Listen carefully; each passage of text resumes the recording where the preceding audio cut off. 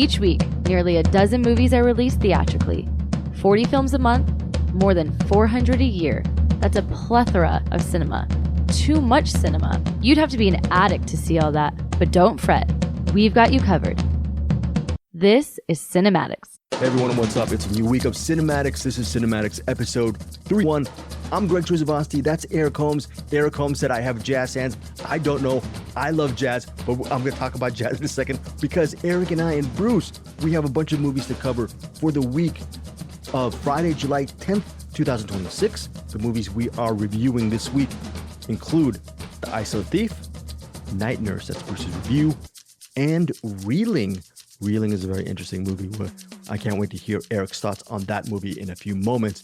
Bruce also has reviews of Ready or Not 2 and the series Chainsaw Man. I believe it's screening maybe on Hulu or Disney Plus. It's very popular. I think it's anime manga thing. Bruce has your review. Now, here's the good news. Couple things. We did get monetized on CinemAddicts. I think we mentioned that last week because of Eric's interview with Uwe Ball. He got us a lot of views on CinemAddicts, and congrats to us. The AI bots really helped us out on that one. Eric, the AI bots really helped. We got over 1,000 subs.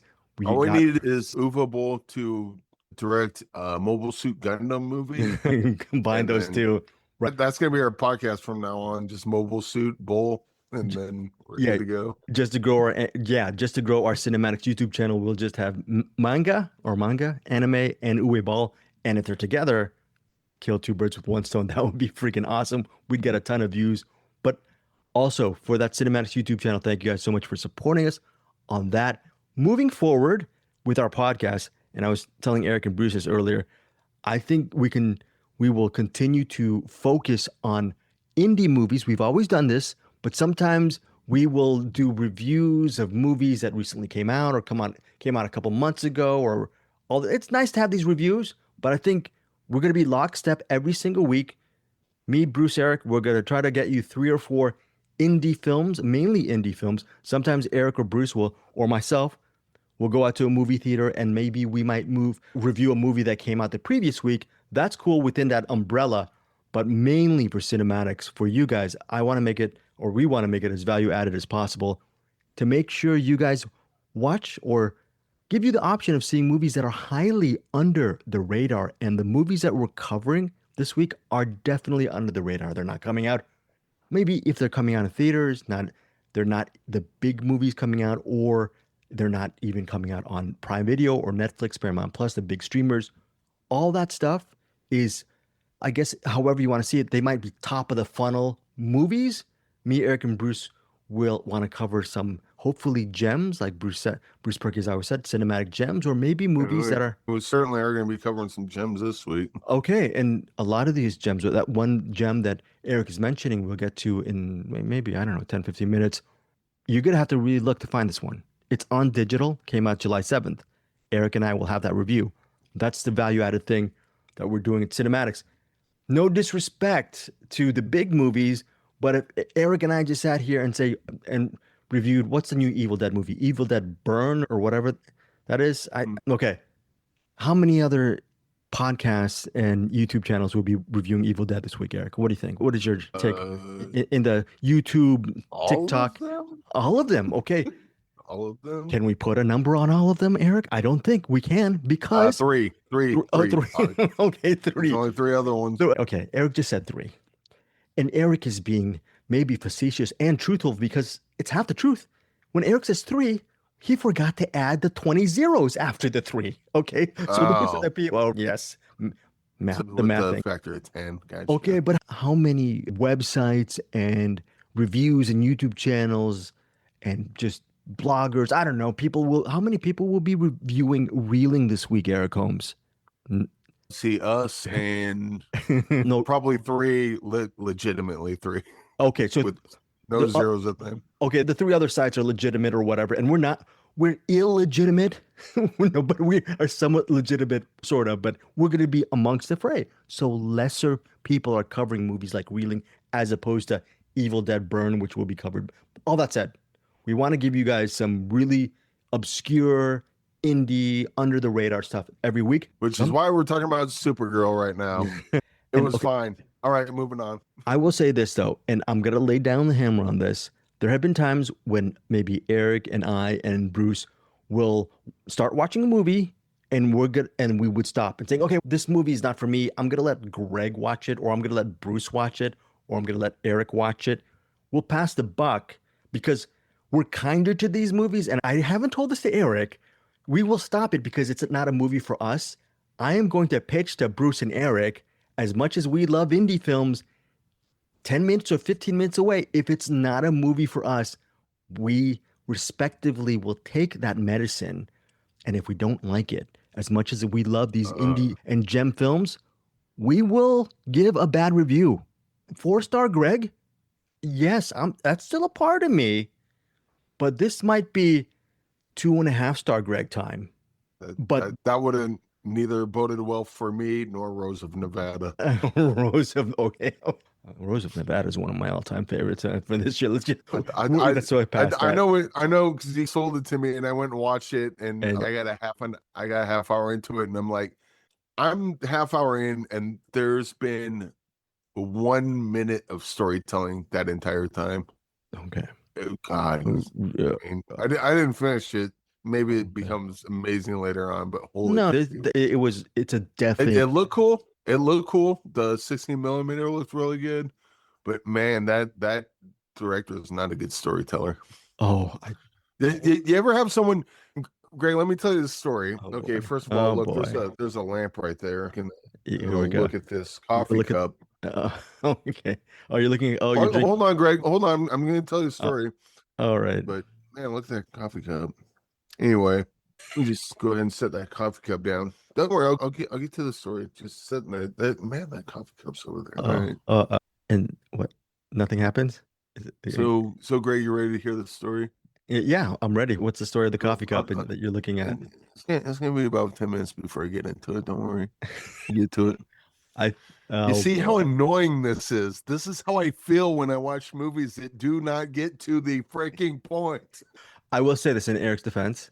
A lot of people feel that way about Rosabada. And AI, don't AI cut that, because that blows the whole point of it. Right. Okay. Eric just gave me an impossible task. He told me to not AI something. Okay. I am the evil. I'm the Dark Lord amongst the CinemAddicts people. Here's the thing. This is an all truth podcast now. Moving forward, I'm the Dark Lord, and Bruce Purkey and Eric Holmes, they're the nice people. And Rose of Nevada on Rotten Tomatoes. Again, in defense of Eric, that 95% of Rose of Nevada, that rating's levied by the critics. Okay, we'll see. It also came from people who watched the whole movie. I did not. Oh, okay. Listen to them beyond me. I would say the first half hour of Rose in Nevada, just me. Sucked. Yes. So I'm not saying it's a rule, because Bruce and Eric, they're their own captains of their own ship. All right. I will encourage them to continue to watch movies, even if it's like drinking cough medicine. And then I want them to spit that cough medicine out a week later and start hammering down the respective movie that they did not like.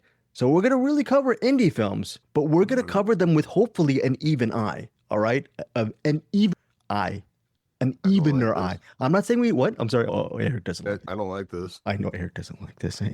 Eric's truthful, okay? But I'm going to Dark Lord everything now. As much as we're going to spotlight indie films, we're going to lift the veil. We're doing the lifting the veil. To a point. I like what you're talking about, though, is I like taking the medicine when I'm watching a movie and the movie's completely irresponsible and I hate it. And I will choke down that medicine just so I can crap on it because I think the movie deserves it. When it's a movie like Rose of Nevada, where obviously you like it, not other people do, and I'm watching it going, I can bring nothing to this. This is not my type of movie. Are you sure? I'm positive that anything I say about Rose of Nevada, like all the stuff that I hate about it, is stuff that you love about it. All the stuff you hate about. Okay. Hey, let us know. Put that in the comments. What do I bring to the table when I'm like 15, 20 minutes into a movie? I'm like, this sucks. This is not at all something. Yes. I'm just going to come back and crap on it. I respectfully disagree with you, Eric. You will, by your negative review, negative meaning discerning, let's just say discerning critique of a movie that maybe not for you, or you're going to tell people why it's not for you, because there will be thousands upon thousands of people. If they listen to that review, they're going to say, I I feel like that's how I feel about certain movies that Eric likes as well. So you will help them not watch Rose of Nevada. In fairness, that is providing a service. Even if you CRAP on it, it'll be good. It'll be good. And then they're gonna say, oh, you liked Rose of Nevada, and so someone listening to that would listen to how you're describing it and go, "Yeah, that doesn't sound like something I'm into. you I'm think just going to so? avoid." Oh, And then interesting. All right. it gets the same thing without having to crap on. Like, Oh, look, I don't like Rose of Nevada, or not what I saw. I didn't like Ennis Main, but that director's got a certain style and a certain. I think they're a god awful storyteller, but they got their certain style that people, you know, love. gravitate toward. That's true. That's More like me. power to them. All right, we'll catch us. If I see the director of Ennis Main and Rose of Nevada do another movie, I'm walking the other way.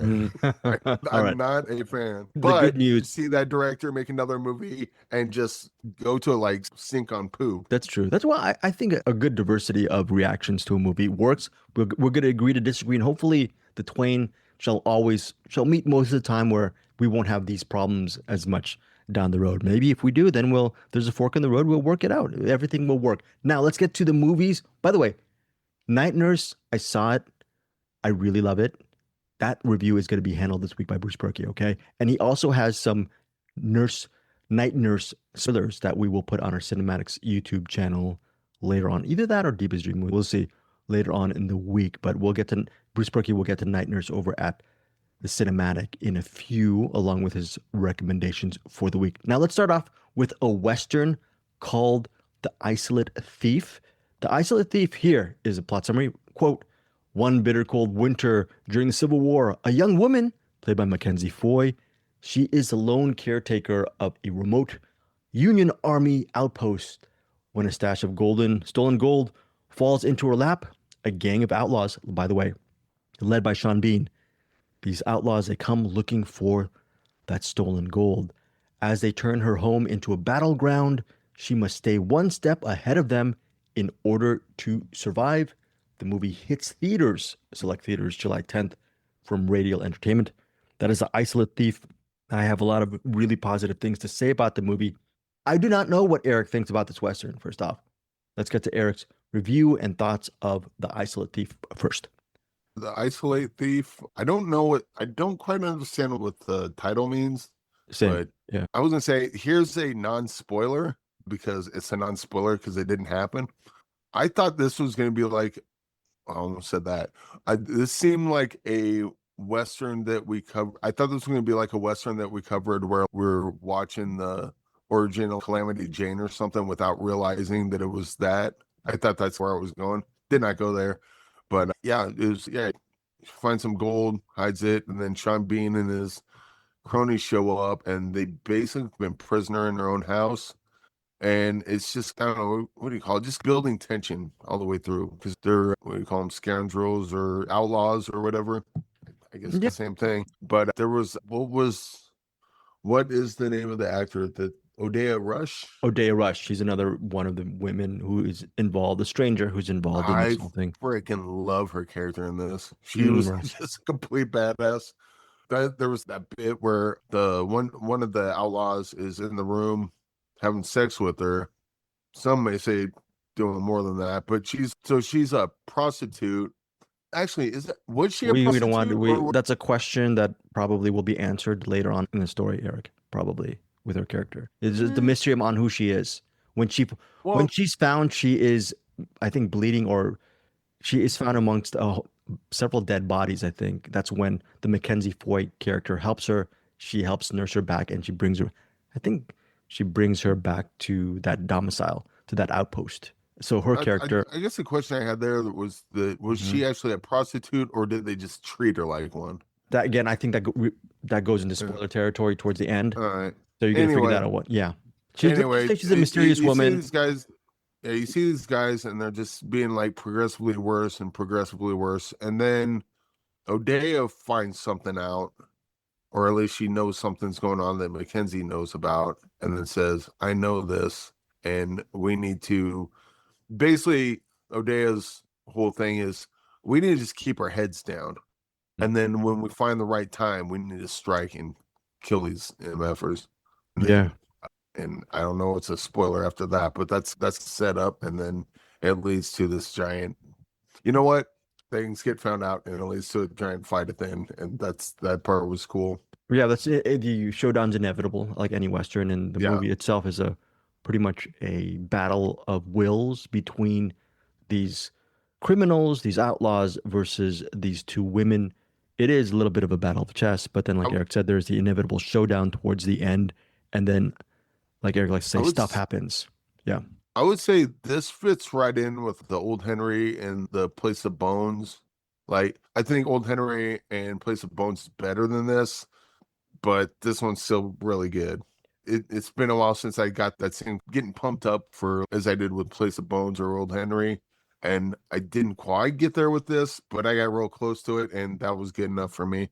Watching Sean Bean as a bad guy he's pretty intimidating. Really good. And then also Mackenzie Foy is fantastic in this. She was in Interstellar as a kid. And over the years, I believe other movies she was in The Little Prince. Is that Yep, the is that little Murph? girl. Yep, young Murph. And then also she was I right. know. And then So good. she was also in Black Beauty. I think she was the lead in Black Beauty. What else? She's been in a whole lot of stuff, but she's also very selective with the material. Don't leave me, Murph. They should have had that nice. Oh, right. Yeah. No, was she in the Black Beauty? I think no. Yeah, she was in Black Beauty from 2020, The Nutcracker and the Four Realms from 2018, The Conjuring: Last Rites, whole bunch of movies. I interviewed her years ago for the animated film The Little Prince shows. So she's a very wonderful actress, and she is the lead in The Isolated Thief.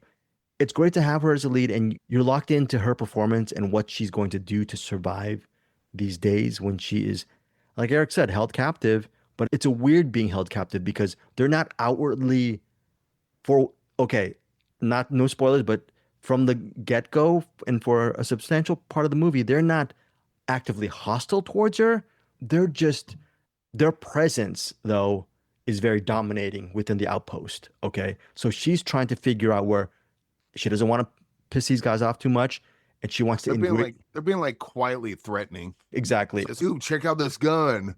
Right. Exactly. This gun's real dangerous. It could be weird. Something happened with it. But Yeah. We'll just set it here. It's fine. In fact, here, why don't you have the gun? It's fine. We're just some Playing weary around. travelers coming around and thought we'd Yeah. stay here for a bit and we could leave whenever.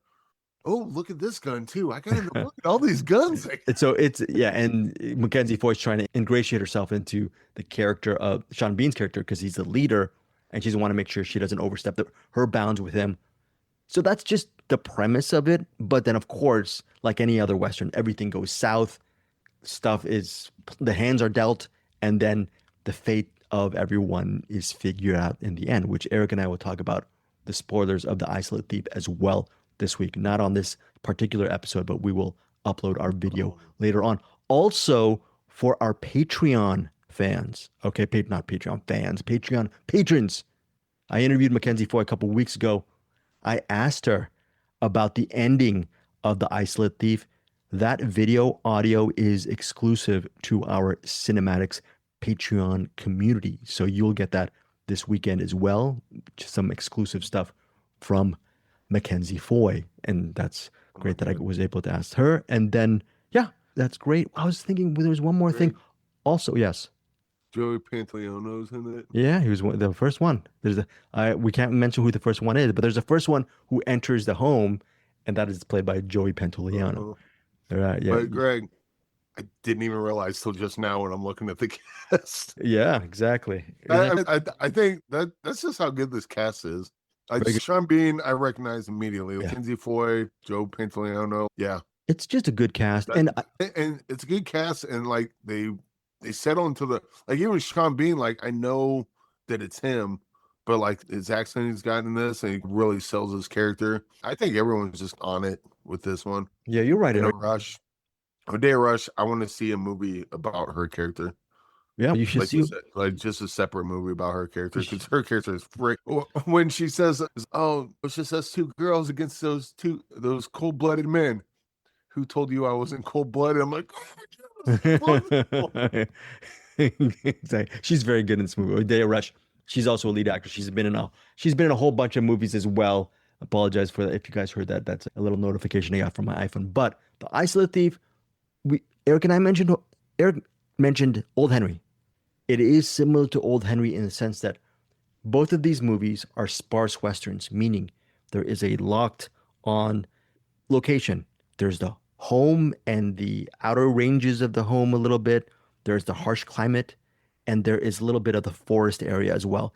It's a very small western, but it doesn't mean it's a claustrophobic. It gets claustrophobic when they're in the house, but I really love the locked in locales of this western, The Isolate Thief. I'm giving the movie, yeah, Place of Bones has a similar thing. yeah, I mean, 100%. this is like the final trilogy of the Old Henry trilogy, or the Very good. Place of Right. Bones trilogy, or the Isolate Thief. Watch Old Henry, then watch Place of Bones, then watch this, and you're gonna have a good time. It's a Oh, great triple feature for westerns. you're right. Great triple feature. I'm giving The Isolate Thief. I really enjoyed this movie. I'm giving it 4 stars. A solid 4 stars for The Isolate Thief in theaters Friday, July 10th. What about you, Eric? I would have went 5 on this. I'm going 4.5 Okay, because my bad. I saw another movie around the same time that knocked my socks off. So yeah, Oh, oh, 4.5 okay. on That's Isolate Thief. good. But Isolate Thief is really good. I would watch. In fact, I want to go back and watch Old Henry and Place of Bones and Isolate Thief. I just want to triple feature them. Oh, so you just want a triple feature of these? They're just really wonderful. If only I could stop watching Project Hail Mary, I might actually do that. You're I'm watching. only allowed to watch Project Hail Mary for the rest of the. How many times have you seen Project Hail Mary? God. A couple times? Hold 3? on. Oh, Let me get my 100-sided dice. that's amazing. I've seen it a lot. Wow. So that is 4 stars for me for The Isolate Thief. And again, 4.5 stars, 4.5 stars from Eric Holmes for The Isolate Thief in theaters again, July 10th. Next up is, we're talking about gems of movies. There's a film called Reeling. You guys, a lot of you have never heard this because it's not on July 10th. It's not playing in theaters. It's an indie film. It's only around 70 minutes and it just hit digital on July 7th. It's set in Oahu.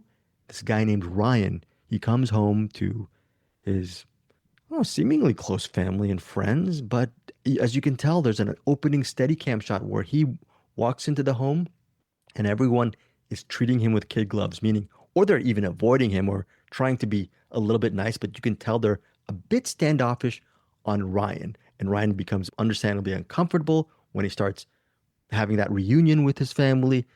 And in Oahu, they're having a family dinner, family luau for this this. Also got a giant cut on his head. He also has a huge cut on his head. And kind of tipping the hat that he must have had brain surgery of some sort. Very good, Eric. Yeah, something that definitely tips the hat on that. And the movie is directed by Yana Aliata, and also she co-wrote the movie. And it's a low-budget movie, which is a family drama ensemble thing. Half of these actors are non-actors. Oahu was where Yana Aliata was raised, and she has a very huge connection to that area. And also, she learned good cause. That place was awesome. And there's a lot of details regarding how to have a family luau. And so there's a lot of digging, putting leaves on the pig and all that stuff. And I've never really seen it too much in cinema. I'm glad it was portrayed, I'm sure, accurately in Reeling. So you're going to get a taste of the culture and also a different look at Oahu within this family dynamic. Why is everyone avoiding Ryan? What's going on? Eric mentioned possible brain trauma or brain surgery in the past. What happened to Ryan in the past? And why are people treating him this way? Will there be a negative impact regarding these relationships towards the end of Reeling? We're Nope, going to find out. It'll all go by smoothly. Spoilers. Everything works out and everyone has a happy life afterwards. We'll see if that works. But Eric, your thoughts on Reeling? I love this movie. Absolutely love this movie. So first of all, Ryan shows up, and that one you're talking about, I picked up right away that he doesn't know the people that he's talking to, but the people know him. I know this because I've done that before. Just not people I'm related to, but people. Imagine someone that like you've seen you hang out at a bar or you've been somewhere and you saw this person and then you leave and then you see him again like years later and it's, oh, hey, Greg. And Greg, in your head, you're like, hey. But in your head, you're like, I have no idea who you are, but you seem to know who I am. That's Ryan, and that's everyone in his family. All his family and friends are there. They all know him. They all love him. He has no idea who most of these people are. Most trying to piece it together. I think the only ones he knows really that jogs his memory, of course, he knows his brother John. I think it might maybe. Okay. Oh, I thought he. I think there's a bunch of parts early on where people come up to him and he's just like, "Hey, Ryan, I miss you. Yeah, I miss you too." He's putting on the social airs, but he doesn't mean it. Because Okay. he's still trying to piece it together in his head. I think he might know his sister Meg because that's the person who's having the happy birthday to her birthday party celebration within the luau. And she's his caretaker. There was someone he knows because he was like reading what to do before he goes in there. There was like a list of 3 things. But to Eric's point, there is a huge sense of he doesn't really know a lot of these people. And Eric says he might not even know his brother, but I know his sister I think they mentioned the sister is part of the caretaking with him, with the mother. And so the bottom line is he has problems remembering a lot of these people at the luau. So that's one of the reasons why. Yeah. That's the brilliant thing about this opening. We're right there with Ryan. All these people are coming up to Ryan and we're watching it as an audience and we know as he does. That's right. Who are these people? And Ryan's almost looking back at the audience go, I don't freaking know. He doesn't remember what he said in the past. He doesn't need, okay. I think it's inferred that he's trying to figure out who he is in a way. What are his previous passions and what was his life back in the day? Yeah. And so as Ryan's going at the party, every once in a while you go to another character and they're like in a conversation with someone else. And then you start getting they start dropping little hints of both their relationship to Ryan and goes on a little further and then it goes on. We're following Ryan and seeing his confusion, him trying to piece together, and we get a sense of what his limitations are, just physically and mentally and all that. And then they'll cut to another character and I don't know if I can tell him. I don't know if I can tell him. I don't even think he remembers. And now we're starting to piece together, oh, we're going to find out what happened to Ryan. And it's just mystery that just kind of, the movie just kind of like, just very slowly just gives you crumbs until you get to the end. And when you get to the end, holy crap, it's good stuff. And then again, when you get to the end, holy crap, it was smooth sailing and there were no rough patches at all throughout the entire movie, and just everything went fine for everybody involved. How dare Eric say the ending of Reeling like that? Came down and magically waved their wand at Ryan, and he was cured, and everything was happy and went home. Eric is giving not it all. Oh, that's not. But Eric and I will talk about what happens. We're gonna have a very. I'm not going to say quick spoiler. We're going to have a spoiler on Reeling. And what's so funny about Reeling is I think the way it's going to work out is Eric and I will do a 1 minute or 2 minute spoiler on The Isolate Thief. That is not because of the quality of the film, because there is only one question I want to ask Eric about The Isolate Thief. Everything else is not really that spoiler worthy because a lot of stuff happens, like Eric likes to say, but it's not really eye-opening spoiler stuff. But there is one eye-opening spoiler stuff for The Isolate Thief. But for Reeling, there's some really cool stuff that Eric and I can dive into. And Eric, you didn't know this? I interviewed Gianna Aliata and I cut out her spoiler answer. Nice. And that's going to be for our Patreon members. I can't wait to hear that. Again, Patreon members, $5 catch-all. You're going to start getting exclusive stuff. And Eric is starting to ask spoiler stuff from filmmakers as well. So you're going to get a lot of stuff from us. Yes. Before we get to that, though, I do want to point out, and maybe it's the score, maybe it's how absolutely gorgeous this looks. Because this is definitely a character study, almost couched in a mystery, because you're trying to figure out, along with Ryan, what's going on. You're trying to introduce yourself to all these characters, along with Ryan, who he's their family, but he still doesn't know them all. So he's trying. You're also trying to figure out if you like Ryan, if you as a viewer are on Ryan's side. I mean, right? Or no? Do you disagree? No, I was on his side right away because he was clear. He does act out, and that's what I was going to get to in a second. He acts out a lot, but a lot of like when they're doing that prayer for their dad or uncle that died. I think their father. Ryan's yes, just laughing hysterically throughout the whole thing. He's trying to he's trying to hold it in, but he can't. It's uncontrollable.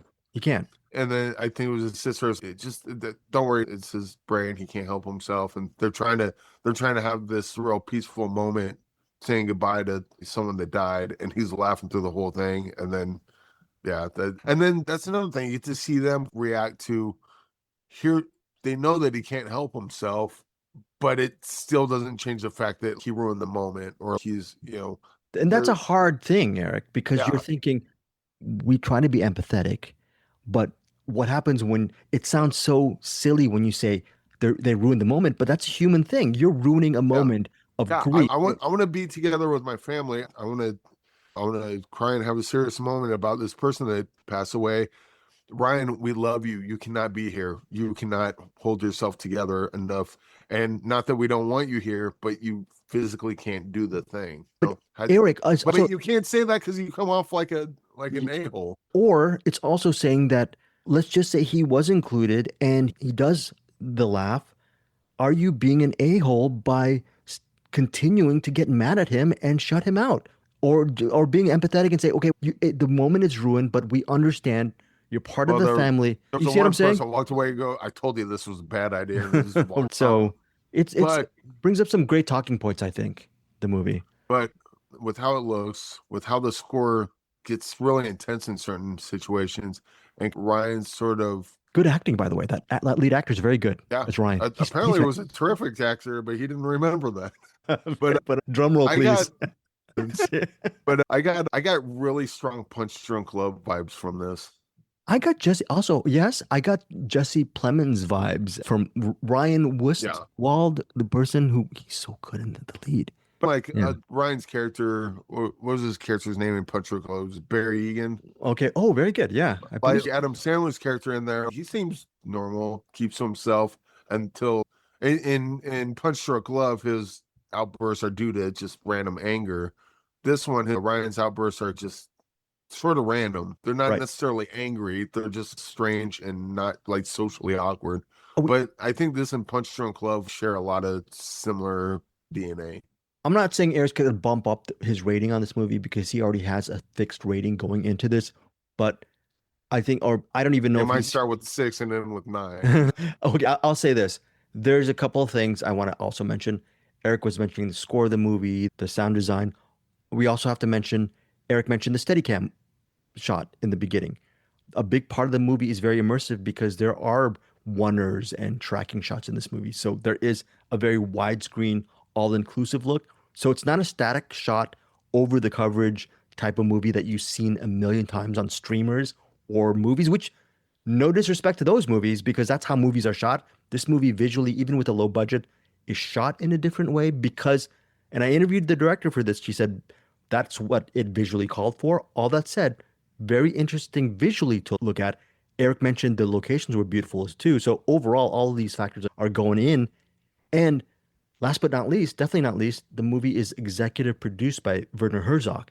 And Herzog ended up really enjoying this project as well. And a lot of his influence, the director said, a lot of his influence and input was into this movie as well. So pretty cool entree for that, right? Not bad. Werner Herzog, not a bad thing. Producer. He's a producer on this. Exec producer. Sorry, Eric, go ahead.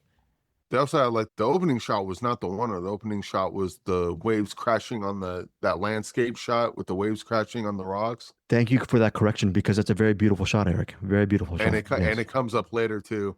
Yes, when everything is happy and everyone lives happily ever after. That's and Eric spoiled it for everyone for reeling. Everyone is happy. Sorry to spoil that.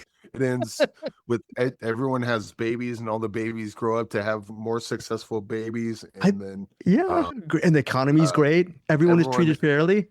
Right? Everyone has a roll of sweet tarts in their pocket that when you take 3 out, like 3 just magically pop back in. Like, I love sweet tarts. I love sweet tarts for a sweet life. That's the ending of Reeling. Okay, final thought, Eric Holmes, on Reeling and your rating. Let me start first. I really enjoyed Reeling. And it's one of these things where I said, we're going to be tougher on movies. We always had an even eye, but we want to spotlight indie films, but we also want to give our honest reviews. Sometimes, I'll be honest, it's harder for me. I don't know about you, Eric. Sometimes it's hard for me when I interview a filmmaker and I like their movie and I love their movie, and then they end up being a really cool person and insightful as well. That's what happened with Yana. Very insightful person. All that said, I tried to take all that out, and I enjoyed the movie whether or not I interviewed her. So I'm giving this movie, Reeling, 4.5 stars. Very interesting film. She mentioned at the end of the interview that her next project that she's trying to, check this out, Eric, she's trying to pitch after Reeling is a ghost thriller set I'm in in. Oahu. Can you imagine? Bring the crew back, bring the DP, right? Whatever. And maybe some of the cultures and the life that she had in Oahu infuses this ghost thriller. What do you think, Eric, on that? Not bad? I will watch anything. What's the name? Yana Aliada. Aliada. Yes. I will watch anything Yana Aliada does from here on out. Oh, that's I high praise. Reeling is an easy 6.9 for me. Okay. It's because here's the thing. The greatest thing about Reeling, it's like an hour and 10 minutes long. There's a version of this. There's an indie porn version of this movie that's 2 hours long. Did you forget that Greg would like that 130-minute version? So much dead space in between. Okay. They'll shoot it on 16 millimeter to get into watching it. And there'll be like the first half hour will be Ryan just going, oh, okay. And then, look at that coffee cup. But the fact that this is an hour and 10 minutes long, yes, it has its quiet moments, but there's always something going on. Yeah. And they started off so strong that when there's air quote nothing going on, you're in the head of Ryan. You're wondering, oh, what just happened? I wonder what that member of the family thought of that. You see someone sitting there, oh, he's about to come up, sit up next to Ryan. You can predict stuff that's gonna happen or think about stuff that just happened, but it's not so much time where it's like watching paint dry.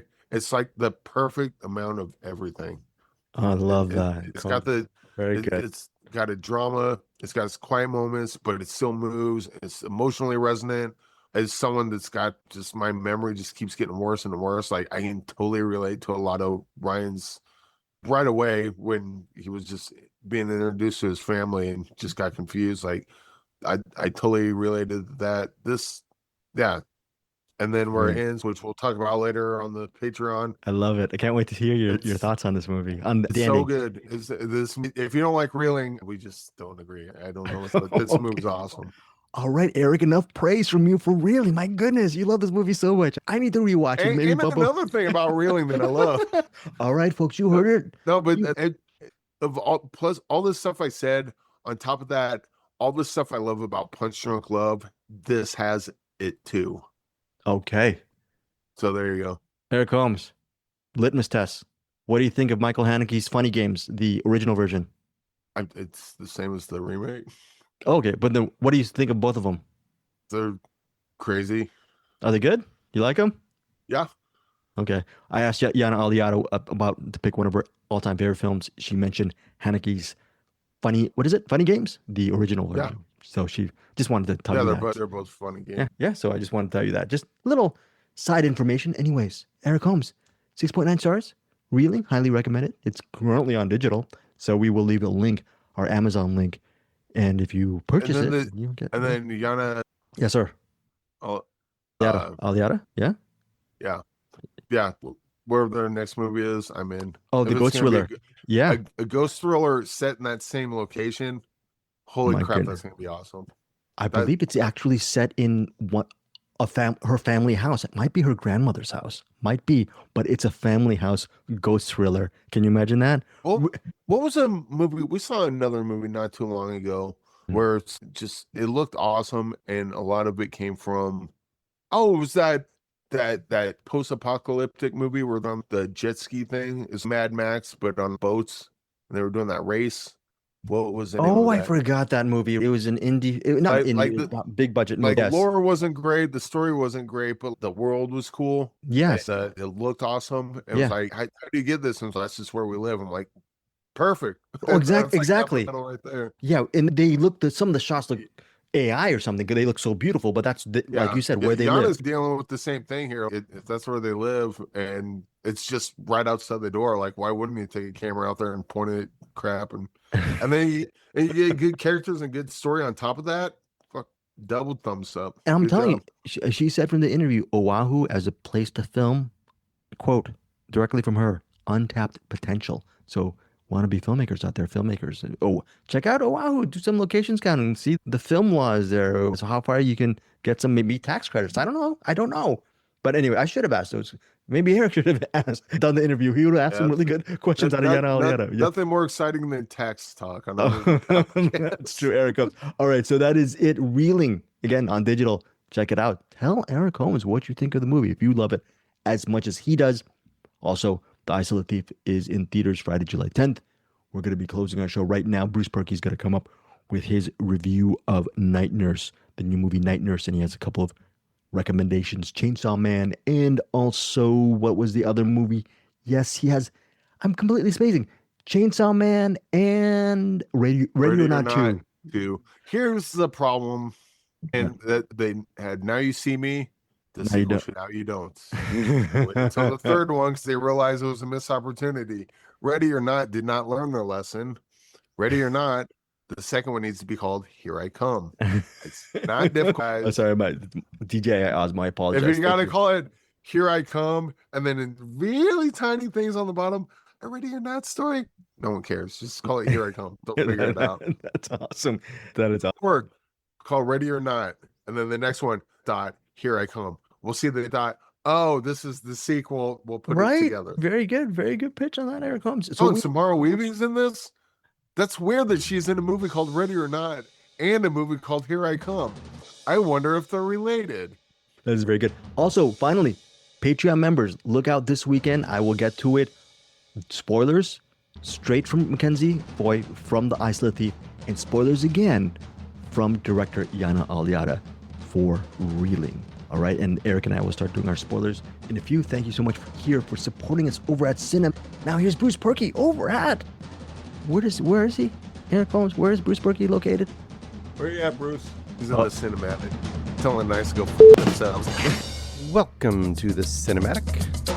We are back for another week of new movies and new-ish movies and not old movies this week. Maybe one new-ish TV series as well. I don't have as much as I do some weeks. It's been slow for the last few weeks, but I think next week we have quite a few new screeners coming up for you. And I know the guys often get to more screeners than I do, but that's cool. It gives you some variety. This week I do have a brand new movie called Night Nurse. I also have my review of the brand new to streaming sequel, Ready or Not 2, Here I Come. And then I also have the full series review. It'll be brief though. Full series review to Chainsaw Man, the TV series, season 1, which is the only full season that's out other than a movie.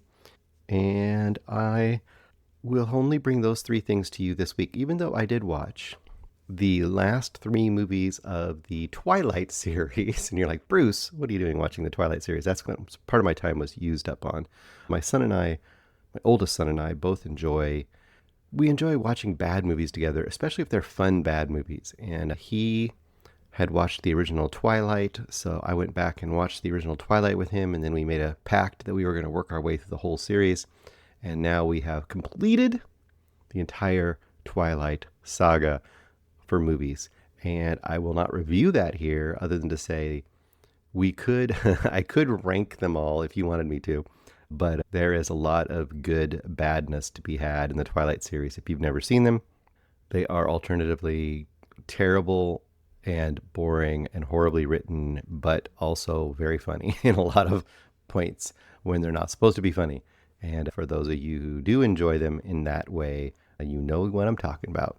All right. It's also fun to see Kristen Stewart and, what's his name? My brain's forgot his name. The Batman. Now that's what he's doing, and he's doing all these indie movies, but, Pattinson. Robert Pattinson. Seeing both those two in a point where it looked like both of them were going to be relegated to probably terrible roles and uninteresting roles for the rest of their lives. And lo and behold, they both broke out and did a lot of interesting indie work. Who knew? I guess somebody did because they cast them both in the movie and they were... Okay, I have a cat trying to get in here. Okay, let's get to The Night Nurse, or actually I think it's just Night Nurse. Directed by Georgia Bernstein, starring Semri Paksoy, I think I'm saying her name right, Semri Paksoy as Eleni, Eleanor Hendricks as Mona is the day nurse, Douglas, played by Bruce McKenzie, and Dr. Mann, played by Mimi Rogers. Mimi Rogers doesn't have a lot to do here, but it is the most recognizable name, I think, for me at least, of the cast. Although I feel like I'd seen Bruce McKenzie in things before, but he didn't immediately strike out as someone that I recognized the way I did Mimi Rogers. The basic concept here is, as you might guess, Elena is being brought in as a night nurse for a particular patient. I wouldn't say patient, a resident at a resident as a, not an old folks home per se. It's more like a group of homes or cottages. I don't know how they do it, where they're run by the same facilities, but they do have somewhat separate living areas for elderly people. So you get that benefit of having nurses on site and people around you if you're having various issues in your later life, but you also have this feeling of your own individual living place. But they still have common places too, where they can do water aerobics and things like that. And that's the beginning. Eleni gets there and she's being introduced to the area and to the various residents there. And she's told that you're going to be the night nurse for Douglas. You get the idea that the last night nurse left. The current day nurse is Mona, so she will hand off the baton for the night hours. And you also get the idea that this guy's been a little bit trouble. They say something like, you got to watch out. He has the idea is that maybe he's a little lecherous, which old dude, older ideas, older, maybe less inhibition. You could see that being a problem possibly. And that's the introduction you get to this guy. Now, the other introduction you get, and that's important to know, is over the opening credits, you have this ultra close-up microscopic photography of a phone cord, like the curled hand unit that was a hard line in your house, not a cell phone, old school phone, the cord of the phone being wrapped around a woman's arms as you hear her voice and you hear her calling and saying, grandfather, grandpa, I'm stuck. I need money. I need help. And if you can get it to me quick, it'll really be good. And the whole time you're listening to it, it just sounds odd. It doesn't sound real. It sounds like it could be a scam of some sort. Maybe taking advantage of elderly not understanding what might be going on.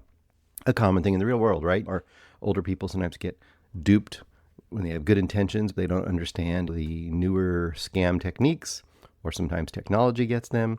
But for whatever reason, a lot of times they're tricked into transferring money or opening up accounts to various nefarious people out there. Now, that's over the opening credits. You meet this new resident, and the first night that Eleni is there with Douglas, he immediately essentially wants her to pull that scam. He tells her to call a number, and he tells her what to say on the line. And essentially she's going to say all of these things that you just heard over the opening credits. This is your granddaughter, blah, blah, blah. So basically they're cold calling people who probably are undergoing some sort of dementia, who can't recognize that the woman's voice on the other end is not their granddaughter, and are basically fooled into thinking that their granddaughter's in trouble and they need to send money. While this is going on, Douglas is essentially assaulting Eleni. He's pushing her up against a wall. He's groping her. And you have this almost old school scene. Old school, when I mean, like in the old days, you'd have these assault scenes, and a very common toxic way of presenting it was like, once she's into it far enough, she'll start enjoying herself. It's not really assault because she enjoyed herself. That was always the excuse and the things that abusers would tell themselves as a reason that it really wasn't bad, or you know what I mean, that thing. In this case, it's presented somewhat in that way, whereas you feel like she's resisting, but she's also not resisting too hard. And they're presenting it as, is she thrilled by the wrongness of what's going on here, both physically with this older dude, and then also with the basically illegal con that they're running over somebody that she doesn't even know. And that begins the obsessive, destructive, toxic relationship, between the night nurse and Douglas. This is a very odd movie, as you might guess. First of all, I wrote down a few things. One thing is, there's a whole soap opera-like score to this movie. And I remember a few years ago we had, was it May, December, if I remember correctly? Todd Haynes movie, where they really played up the soap opera-like tone to things, which gave it a very interesting overall, a weird clash between the actual subject matter being really dark and the tone being almost soap opera-esque. I've got a crying cat. Here it does something similar, but the whole thing is soap opera-ish and heightened oddball tone. And to some degree, I almost thought of it's trying to be an old school erotic thriller, but it's more like, well, drama than it is a thriller per se. And it almost had, to me, some John Waters-esque sort of feeling to it. It never gets as over the top or as campy or as trashy as John Waters, but there's a trashy, a self-conscious, trashy sort of tone that just lingers around the edges of this movie throughout. And I feel like it is intentional, but it also is just, it's just a little off kilter. Now, as the movie goes on, I, at least as a viewer, was constantly wondering, what are the motivations of these people? I think that is part of the interest of the movie, is that you're like, what is she getting out of this? And is she damaged in some way? She didn't go into this knowing she was going to be doing this, but she's staying there. You're not sure why, because he will, at one turn, show that he's really interested in like getting with her and making this very like dominant, submissive relationship with her. But then he'll just turn hot and cold in a moment. He'll not be interested in her. And maybe that's like keeping her coming after him.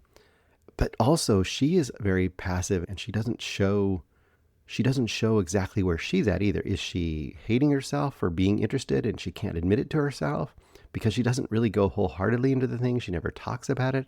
It's almost like a dirty secret that when it happens, she lets it happen, but she secretly wants it to happen, that kind of thing. And then on the whole other side of things, you've got Mona, the day nurse, and there's a lot of indications that she's in on it too. In fact, at some point, it doesn't even feel like Elena is even working at night. It seems like her and Mona are just hanging out in this weird, toxic con person threesome almost, but they don't actually have an affair, but they're all in on it and they're all part of it. And almost like Mona's the old hat at this, and she's been doing the same thing herself. And there's weird scenes where all three, the two women and Douglas, are out joyriding in the new car they bought because they have all this extra money. And the head of the whole complex, Mimi Rogers' character, is seeing them and suspicious, and very stereotypical, almost noirish detectives show up and are investigating like who might be doing this illegal con thing on various elderly residents in the area. There's all these aspects that are on the edges of camp but don't quite fully devolve into it. And then, and as you can tell, I'm on the edge of whether I like this or don't like this movie. I think this is not going to work for most people for sure. I think you definitely have to have at least a somewhat of an enjoyment for these on the edge of camp, on the edge of trash sorts of drama, comedy, psycho thriller things. Like I said, somewhat like a John Waters. If you can get to that thing, you might have an interest in the way this plays out. But the average person would watch this and go, what is this garbage? There's this whole sequence towards the last third of this movie, because at one point all of the nurses are gathered together and they're saying like, we need to figure out who's doing these cons and who's involved in this, and if anyone knows anything, please come forward. When they're trying to get information, and everybody is just silent, and all the nurses silently file out of the room, except for Mona and Eleni, who are the two most guilty people. But they just sit there. Oh, we're not guilty either. We're just sitting here at the very end for no reason, making ourselves very noticeable, whatever.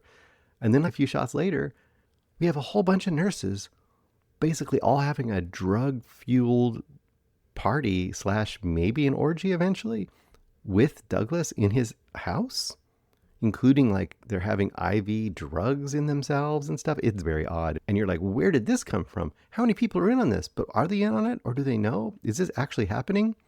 And that's one of the moments where I started to wonder, like, how much of this is really happening? Are we doing a super subjective point of view from Eleni's like mind of what she imagines she's part of, and that none of this is actually happening the way she thinks it is? It really becomes unusual and hard to figure out.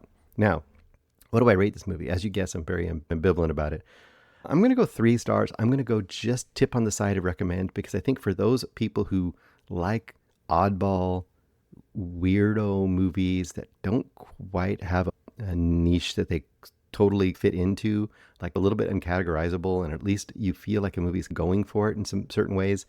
If you're that person, I usually am myself, then I at least give it credit for that. And I think I was entertained and interested enough to follow it through and figure out what the heck is going on here. Did I get a totally satisfying answer to what's going on here? I don't think so.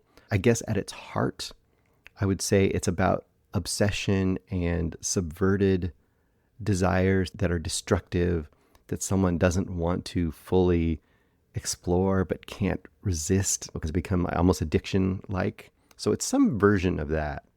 I'll go 3 stars. I think it's worth watching to try to figure out what's going on and to get into it. All right, 3 stars. Next up, I watched Ready or Not 2, Here I Come, the sequel to Ready or Not from a few years ago. This came out this year and just launched on streaming platform. I believe this is on Hulu right now. Directed by Matt Bettinelli and Olpin and Tyler Grillett. Both of them were involved with Ready or Not, the original. I think they've done some stuff with the VHS series. Also, they did that movie Abigail. All of these movies, you know what you're getting with this movie, especially if you've seen Ready or Not. And once again, you're like, did it need a sequel? Probably not. Is the sequel going to be more of the same? Probably. But the original was a lot of fun and a really entertaining action, horror, gory, but not too disturbing a movie. And this movie delivers a whole bunch more of the same. Is it quite as good as the original? We'll see. Who's in this one? Of course, you have Samara Weaving back as Grace. And then in this one, you have as her sister, her long-lost, estranged sister, Faith, Grace and Faith. I can see how that works. There's nothing subtle with these movies.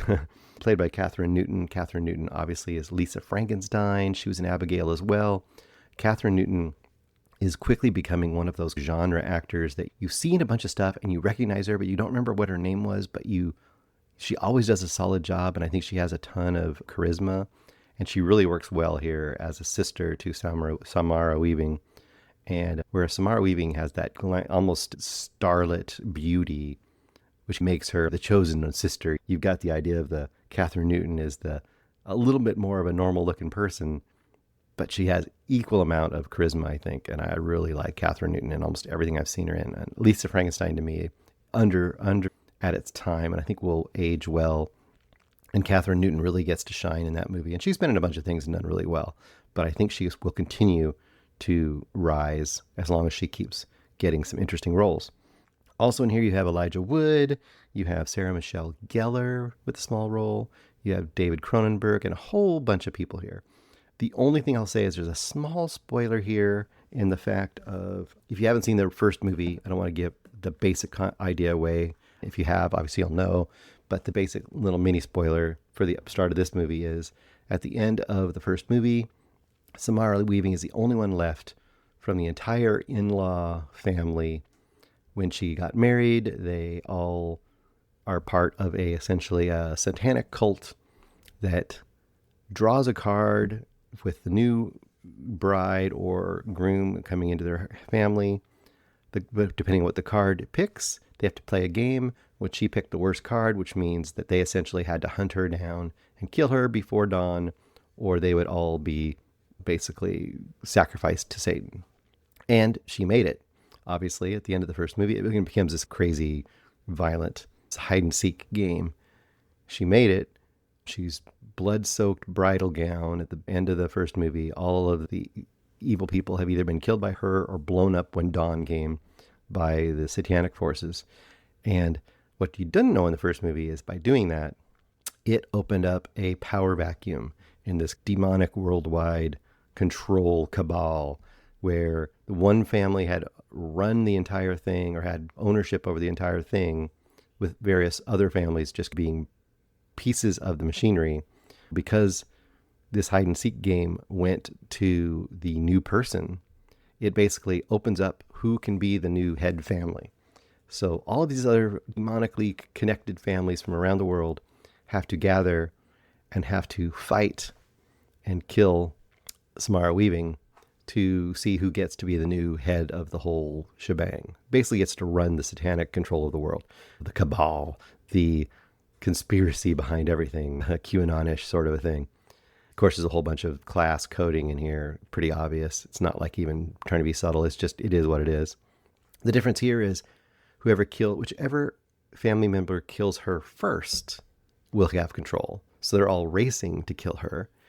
And the other trick is they all can only use weapons from the time their family became part of this satanic agreement. So if their family had been doing it since the medieval, their weapon can only be a medieval weapon. Or if they've been around since the, 1800s, something from the 1800s. You get the idea. And the movie starts with Samara Weaving's character, I always forget, Grace? Yeah, Grace. Being met up with Faith, who was her estranged sister at the hospital. And then as they're attacked at the hospital, Grace and Faith both get embroiled in this. And of course, the sisters, you left me years ago. I don't even like you anymore. And why am I part of this whole thing? Now I'm stuck in this. So she becomes part of the thing. And a big chunk of this movie is about siblings and family members bickering with each other and either learning to get along and work together or not. That's the big subtext of the whole movie. You see it with Grace and Faith, and you see it with various groupings of family members that are also trying to kill Grace and Faith. And you especially see that with the Sarah Michelle Gellar character, because her father was the head, but now they have to try to get back the control. So they were the ones that controlled it, and so they're really hungry to get it back. Elijah Wood is he's the ringmaster. He's the games keeper. He's the one the emissary from Satan that keeps everything going and has the big book that tells you the rules if there's any questions about what's allowed and what's not allowed. So as you get, it's pretty basic setup, a little bit of John Wick. It's a little more John Wick than the other one was, I think. And both of them have a little bit of that, but this really has it in the idea of, with John Wick and a lot of those movies, all these various assassins from around the world are all trying to get John Wick first. It's that thing, but in this sort of big, ultra-rich country manner, and similar to the first one. So once again, if you like the first one, this is more of the same, probably a step down, just because that element of focus and the element of newness that you got in the first one is gone. What you do gain here is a lot more fun, bickering banter between both the Catherine Newton and Samara Weaving character and the other various duos, the other various family members. So this one's much more about, like I said, about groupings as opposed to a whole bunch of people after one person. It's a bunch of groups after our main duo. So there's still a lot of gore and mayhem to be had, still the same tone, still the same feel. So if you like the first one, I think you'll enjoy this one as well. I think I go 3.5 stars in this one. Like I said, it's maybe a half star down from the other one.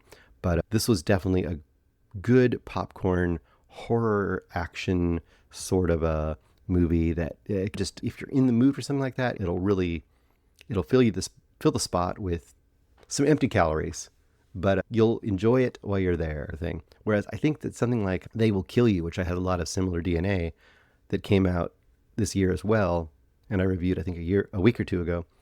I think They Will Kill You to me has a lot more, it's a little more energy and creativity a little bit going on there than this one.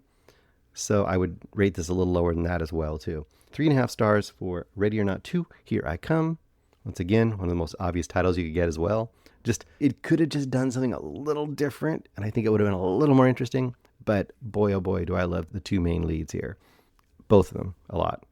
Okay, the last thing I got for you this week is a fantastic anime series. It's been floating around for a few years. And in fact, last year they came out with a movie from this series, which I have not seen yet. I'll probably review that in the next few weeks. I think it's called Chain Man something Res. I forget the exact name of it. But Chain Man, the TV series, was out in 2022. It's available a variety of places. I saw it on Hulu. I think it's also probably on Crunchyroll and some of these other anime sources. There isn't a single director, and there's lots of different actors, depending on whether you get a dubbed or a subbed version. So I'm not going to list all these actors. I will just tell you that Tatsuki Fujimoto is the creative force behind Chainsaw Man, the TV series. And I don't know if he's even behind the manga or not. Either way, that's the main creative force. And if you like these very violent, but also this combination of humor and action in your anime, I think this is a really good one. And it has some really great animation. And once again, you expect that from anime, but some anime, the stylization I like more than others. I think the stylization here and the artwork here for me is really high level and really of the style that I like. It's a very precise And it's much more angular and active and a little less fuzzy and beautiful. This is more, like I said, more angular and more, I don't know if it's old school per se, but I think it just really fits the aesthetic of what you're going for here. Basic idea of Chainsaw Man is you got Denji. Denji's your main character, and he is this very down on his luck dude, barely living off the streets almost, but he has this basically ended up in a life of devil hunting. And once again, I'm not going to go to all the lore. It's too much to get into, and it's complicated, but you'll enjoy it if you watch the movie. He essentially is, for the Yakuza, he's going out to kill devils and to pay off a debt. He has to kill devils and he'll get some of the debt paid off. Unfortunately, it's working very slowly, so he'll probably never make it, but he's going to give his best. As part of that endeavor, this is all in the first episode, just to give you an idea. As part of that endeavor to get his debt paid off, he meets a small little devil that almost looks like a little puppy dog that has like a chainsaw nose. I know, it's very weird. And he befriends it and becomes like his right-hand best friend pet. And you're thinking that's going to be his sidekick for the whole series. But of course, in the first episode is essentially a origin story for Chainsaw Man. Because how does he become Chainsaw Man? He ends up meeting a certain devil. The devils he has to kill sometimes are very big. And there's actual devil hunters out there that are like run by the government and controlled that actually try to get rid of the scourge. So this underground version of what he's working on to get money is not really the accepted way to go about getting rid of devils. This Yakuza that's been using him forever essentially makes a pact with a certain devil, and their whole group of zombies basically come out. A zombie devil thing happens, and Denji has to try to kill the zombie devil, and in the process, Denji is murdered. He is just torn apart by this thing. But his little puppy dog, his little demon devil puppy dog with the chainsaw face, decides that he will basically, I don't know, it's really hard to describe this so you understand what's going on. It's weird. Sacrifice himself and become the heart of Denji. And by doing that, Denji will basically become a hybrid devil human thing himself. And Denji's, severed body parts are like drawn back together, and he becomes what looks like a normal human being. But when he goes into, I would say, like rage mode, he has like the pull string for a chainsaw sticking out of his chest. When that basically gets activated and he goes into rage mode, he activates his devil side. Chainsaws pop out of his arms and out of his face. And if you look at the picture, you'll see what he looks like. And essentially he goes into full like crazy mode. And that's basically the origin of Chainsaw Man. Now, the best part of the series is that once that whole first episode is done, the whole rest of the series, and I guess the whole rest of the existence of Chainsaw Man, he is adopted into this ragtag force of devil hunters for the government that are being used to kill these big devils that run around the world. I say devils.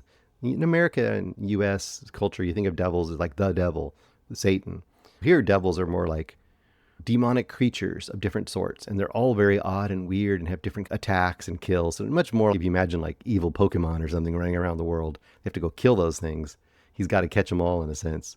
But the ragtag part of the government force that he's in a special group where a lot of them are either like Denji in that they have some sort of a connection to another devil, specifically one called Power that he works with, who's a crazy devil girl, or a lot of the ones he's with are just messed up in the head and have made some deal with the devil so that they've sold a part of their soul to some way to have some power of their own. So a little bit like superheroes, a little bit like evil Pokemon, a lot of creativity in the monsters, and just ongoing soap opera elements between the various members of the team, as you might expect.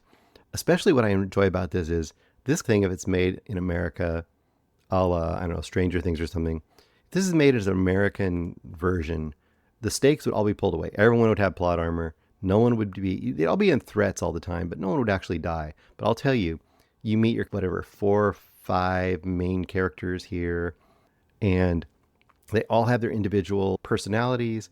They all have their various weaknesses and strengths, and they all have their various different motivations to do what they're doing. And there is actual mortality. a character or two may die by the end of season 1. And all there exists right now is season 1 of this and a movie. And what I've heard, and I haven't seen it yet, is I've heard the movie is essentially just acts as season 2. So this is really, if you want to get into anime, a lot of times it's very daunting, especially the series. You'll look at a series like, I don't know, JoJo Bizarre's Adventure, which I know I want to dive into. And you might look at it and, oh my gosh, there's 150 episodes. And sure, every episode is 20 minutes, but that's still 150 episodes. And here, this is just like, there's one season, there's 12 episodes. Each episode is 20-something minutes. So it's doable. There's a beginning, middle, and end, but there's also an open ending of it that makes you want to continue to watch where these characters are going.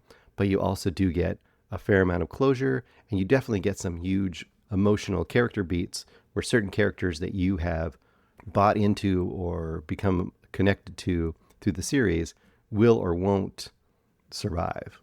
So I think that's pretty great. That's the thing you used to get in Game of Thrones and stuff. You had characters that would die that you cared about. So there was actual stakes. And for stuff like this, you got to have some actual stakes, especially where you have these big, giant creature, supernatural things going on. If there's no stakes, then you just believe everyone's a superhero. And that's what you saw in even the superhero movies. Eventually, with some of the characters would die and they wouldn't have multiverses to save them, you would actually feel like there's at least some stakes here because an Iron Man might die. So I don't know. I appreciate that about this series. Chainsaw Man, the TV series for me, is 4.5 stars. Mileage will vary depending on what your anime tastes are and if you like anime at all. But if you're looking for more of a straight ahead, gory, humorous, really great characters, action anime, this will, I think, really hit the spot. And it's a breath of fresh air for me to see an anime like this, which is this combination of old school and new school. So I really appreciate Chainsaw Man. 4.5 stars for the series. And that's all I've got this week for you. Next week, I know we have a bunch of movies coming up. I have already seen one of the 4 or 5 movies that we have. One of them I've seen already is called Reading Lolita in Tehran, based on a novel of the same name, I believe. And if that doesn't strike your interest, I'll let you know that 2 of the stars in this movie are, one of them is Zahar Amir Abrahimi, which you may recognize that name from Holy Spider, and that should be interesting. And also Golshita Farhani, and she was the love interest / partner in Peterson, which you'd be like, what, her? So it's an interesting movie. Well, it'll be coming up next week. Reading Lolita in Tehran. Anyway, we'll be talking to you then, and I hope to hear and see more movie stuff to bring to you. And once again, we do miss Mitch, and we do miss William. We do still have the movie club going on. Both of them are still in the rotation, so when their names come up in their honor that week, we will end up watching a movie that one of the 2 of them loved.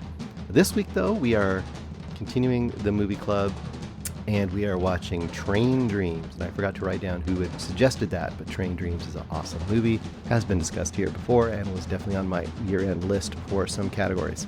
All right, everybody. Thanks again. We'll talk to you soon.